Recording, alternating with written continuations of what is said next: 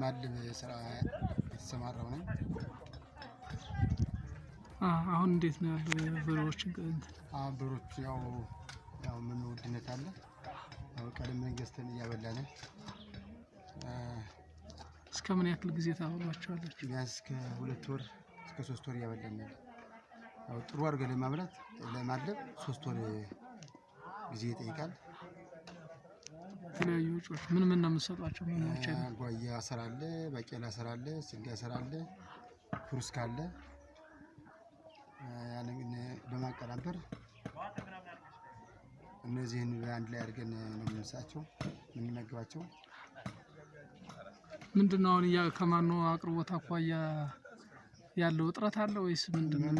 የዋጋ ንረት ኑሮ በጣም እየጨመረ ያለ አቅርቦት የሚያመጣ ከጎንደር ነው። ባቄላ ሰር፣ ጓያ፣ ጥፍሬ ምናምን መጣ ከጎንደር ነው። ከዚህ ራሱ ስንዴ አሰር ብቻ ነው ከፋብሪካ የምናገኘው። ሌላው ከሌላ ቦታ ይመጣል ከጎንደር ይመጣል እና በጣም ካለው ነዳጅ ፍጆታ አኳያ በጣም እየጨመረ ነው ያለው።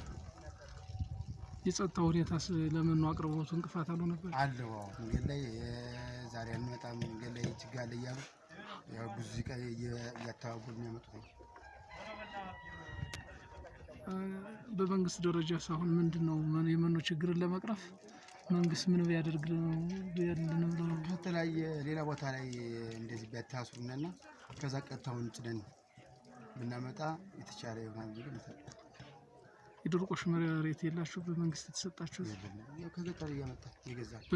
በግዥ ከገጠር እያመጣ ነው። ዶሮዎቹ ለማን ነው የምታቀርቡት? አሁን ለየትኛው ገበያ ነው የሚቀርቡት? አንደኛ ለራሴ ለስጋ ቤት አለኝ፣ ስጋ ቤት። ሁለተኛ